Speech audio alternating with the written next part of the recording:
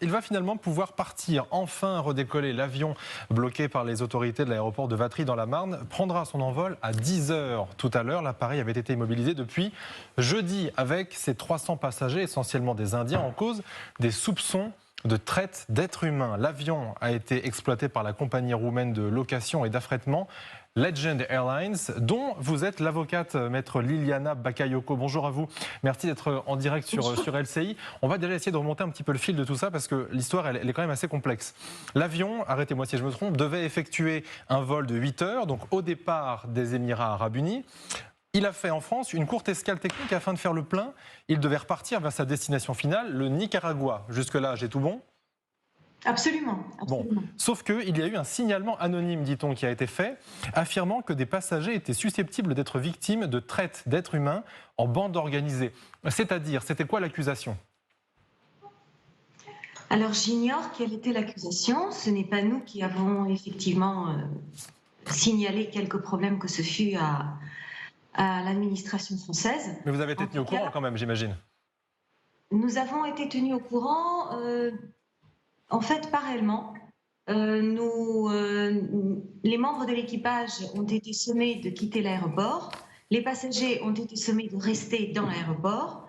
Nous n'avions aucune espèce d'information officielle et les membres de l'équipage ont juste eu des entretiens avec des officiers de police dont ils ignoraient les noms, les numéros de téléphone, on n'avait aucune coordonnée, qui leur avaient demandé de rester à disposition de la police pour pouvoir témoigner. Donc ils n'étaient accusés de rien du tout depuis le départ, mais on leur demandait de témoigner et donc de se présenter dans un commissariat qui leur avait été désigné.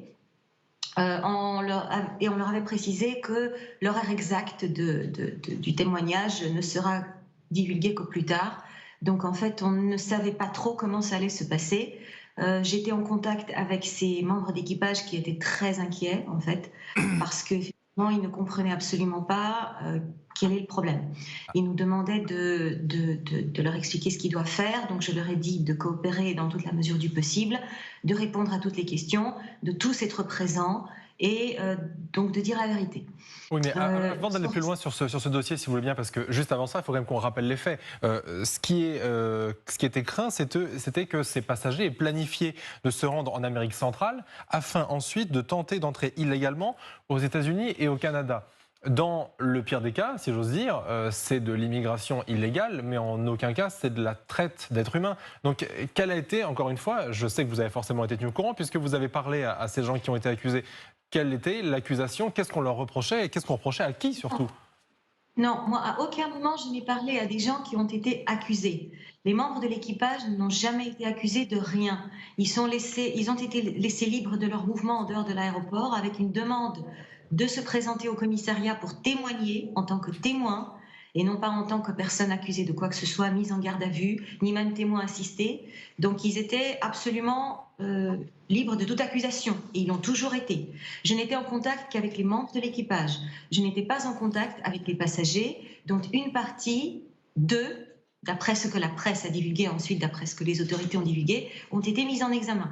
Je n'étais pas en contact avec les personnes mises en examen car je suis la compagnie. À aucun moment, aucun de mes clients, ni la compagnie, ni les membres de l'équipage, n'ont été accusés de quoi que ce soit. La presse a effectivement divulgué des soupçons de traite d'êtres humains. D'après ce que nous avons pu constater, il s'agirait plutôt de trafic que de traite d'êtres humains, puisque effectivement, comme vous l'avez très justement fait remarquer, il s'agissait manifestement de personnes qui probablement voulaient traverser illégalement la frontière des... Encore, c'est une allégation, je ne pense pas du tout que ce soit la vérité. Mais ce dont on parlait, c'était d'hypothèses dans laquelle des personnes traverseraient illégalement la frontière des États-Unis, ce qui correspond effectivement à un trafic plutôt qu'à une traite d'êtres humains. Alors justement, si je résume, ça veut dire que le soupçon, ça voudrait dire que la société qui a donc payé l'intégralité des billets aurait été peut-être une société dont on estime qu'elle a voulu jouer le rôle d'un passeur pour les emmener dans un pays où on allait plus facilement s'orienter vers les États-Unis. Malgré tout, justement, cette société, vous l'avez dit dans la presse, vous n'avez pas vendu les billets de manière nominative à chaque passager. Vous l'avez vendu à une société qui, elle, s'est chargée de les distribuer. C'est bien ça ? Absolument. Il s'agissait d'un vol charter et ma cliente a tout simplement rempli la mission de transport qui lui avait été confiée par une société cliente qui est une société immatriculée en dehors de l'Union européenne. Cette société cliente a commandé le vol, a choisi la destination, le point de départ, le point d'arrivée, et s'est chargée de vendre les billets et de vérifier les titres de transport et les pièces d'identité des passagers, de communiquer 48 heures à l'avance à ma cliente des copies de ces documents et effectivement de se charger de la régularité de la documentation liée au vol par rapport aux passagers. Ma cliente n'était pas en contact direct avec les passagers au moment de la vente des billets. Le seul moment où le contact avec les passagers a eu lieu, c'était au moment de l'embarquement, donc de l'avion. Et bien sûr, du moment où les passagers sont montés dans l'avion. Donc effectivement, il s'agissait d'un vol charter. Mais alors, cette société à laquelle vous faites référence, c'est qui exactement? Est-ce qu'elle a une identité qu'on connaît? Nous connaissons forcément son identité, mais nous n'allons Vous? pas la dévoiler pour le moment, car cette société est présumée innocente de toute infraction pour le moment. Il n'y a pas d'accusation officielle formulée à son égard. Et à ce stade, nous considérons qu'il convient de faire preuve d'éthique professionnelle, de préserver la confidentialité des relations commerciales et effectivement d'avoir une attitude client-friendly, même si l'Agent Airlines intentera une action en justice en réparation des dommages qu'elle a subis, une action sur le terrain civil, en inexécution d'obligations contractuelles contre ce partenaire économique qui effectivement n'a pas rempli manifestement ses obligations quelque part parce que nous avons quand même 2 personnes mises en garde à vue. Pour le reste des passagers, il convient de ne pas spéculer sur l'éventualité d'un trafic d'êtres humains, des centaines de personnes qui étaient à l'avance censées être destinées à passer aux États-Unis, car aucune preuve ne permet de corroborer ces allégations, et qui plus est, d'après mes confrères qui ont témoigné devant, se sont exprimés devant la presse hier, leurs clients, donc les passagers, qu'ils ont pu assister, étaient munis de titres de transport tout à fait réguliers, étaient munis de passeports, donc de pièces d'identité en cours de validité. Pour certains, avaient des billets de retour et étaient donc munis aussi de réservations d'hôtels. Et tous les passagers, d'après ce que nous avons pu entendre de la presse hier, avaient indiqué qu'ils étaient bien dans l'optique de faire du tourisme au Nicaragua et que c'était leur destination finale, avec pour la plupart l'intention de revenir ensuite aux Émirats arabes unis. Alors, justement, je me permets de poser cette question. Le vol qui partira tout à l'heure à 10h ira à Bombay, en Inde. Pourquoi ne pas choisir de finalement envoyer ce vol au Nicaragua comme il devait le faire à la base? Alors, le vol qui sera effectué aujourd'hui est effectué en fonction des possibilités qui nous sont présentées par l'État français et par les différents pays qui sont impliqués dans toute cette histoire. Pour qu'un vol puisse débarquer au Nicaragua, encore faudrait-il que l'État français autorise qu'il parte en direction du Nicaragua, que l'État du Nicaragua autorise que ce vol se pose sur son territoire et que tous les États qui doivent être survolés autorisent que ce vol survole leur territoire. D'autant plus qu'il fallait agir très très rapidement, ça prend du temps d'obtenir des autorisations de ce type. Et l'Inde a effectivement beaucoup aidé en facilitant l'octroi des autorisations, en assistant l'État français pour l'avancée de cette procédure. Et donc, elle a manifesté son souhait et son intention de rapatrier au plus vite les personnes en question pour qu'elles ne restent pas bloquées dans cet aéroport dans des conditions absolument inappropriées par rapport à ce que des conditions de vie devraient être. Car ces passagers ne sont accusés pour le moment de rien. Même les passagers, les membres de l'équipage et la compagnie n'ont jamais été accusés de rien. 2 personnes ont été mises en examen, mais le reste des 201 passagers ne sont accusés de rien. Justement, vous mentionniez les passagers. Alors, une question dont je sais que vous aurez nécessairement la réponse, parce que les compagnies aériennes sont tenues de savoir qui voyage à bord des avions. Là, ce vol qui va partir tout à l'heure à 10h, il compte combien de passagers? Parce que sur les 300, certains ont demandé l'asile en France. Donc, combien repartent aujourd'hui? Justement, j'essaie d'identifier un chiffre précis pour le moment, mais il convient de savoir que par rapport aux demandeurs d'asile, ils ont le droit de se rétracter de leur demande d'asile à tout moment. Donc, en fait, ça peut changer au dernier moment. Je ne saurais avancer un chiffre précis pour le moment. Je tenterai de vérifier avec l'équipage où on en est par rapport à cela.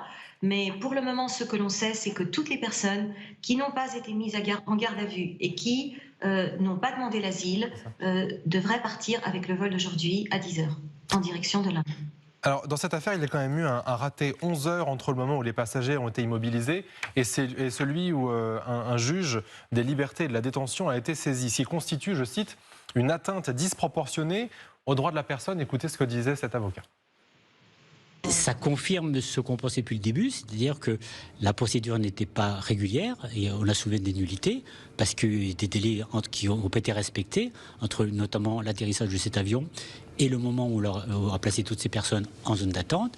Il était inadmissible qu'on puisse les laisser comme ça sans leur dire quelle est la décision qui allait être rendue. Donc on les a mis en zone d'attente, ça veut dire on les a retenus contre leur gré pendant plus de 11 heures, donc c'est inadmissible. Maître, au-delà de ces deux personnes qui sont en garde à vue, du coup, est-ce que le dossier est quasiment clos parce qu'il y a eu vice de procédure ou parce qu'effectivement tout le monde a été blanchi? Est-ce que les soupçons sont levés? Pour l'instant, il y a certainement eu vice de procédure, mais les soupçons, ils n'étaient corroborés à l'égard des passagers peut-être par aucune preuve formelle. Si cela avait été le cas, peut-être que la procédure aurait été régulière dès le départ et que les formalités auraient été accomplies plus sérieusement. Mais cela dit, je ne spéculerai pas là-dessus. Effectivement, il y a eu un problème au niveau de l'organisation, un problème qui était peut-être dû à l'urgence absolue de la situation, au fait qu'on avait 300 personnes à gérer, que l'État français avait 300 personnes à gérer, nous aussi d'ailleurs, mais pas dans cette optique-là de les faire... de les bloquer quelque part et de leur notifier leurs droits. Donc peut-être que le nombre et l'urgence a fait que effectivement la procédure n'a pas pu être suivie et c'est un vice de procédure à la base qui effectivement permet aux passagers de repartir, sachant que malgré tout les passagers qui ont pu être entendus par le juge hier, aucun d'entre eux ne pouvait prêter matière à quelque type de reproche que ce fût. D'après mes confrères, encore une fois, je n'étais pas sur place. Les informations à cet égard dont je dispose ont été communiquées par la presse et il s'agit de personnes qui prétendent voyager en tant que touristes et qui n'ont absolument aucune espèce de reproche manifestement à se faire, qui ne comprennent d'ailleurs pas, je pense, pour la plupart, pourquoi ils se trouvent comme ça depuis plusieurs jours enfermés dans un aéroport, dans des conditions absolument inappropriées et qui ne comprennent à mon avis absolument pas ce qui leur est reproché. Enfin, peut-être, je ne sais pas, je ne saurais spéculer là-dessus, mais d'après ce que mes confrères ont dit hier, c'est peut-être le cas. Merci beaucoup, Maître, d'avoir été en direct et d'avoir répondu à nos questions sur LCI aujourd'hui.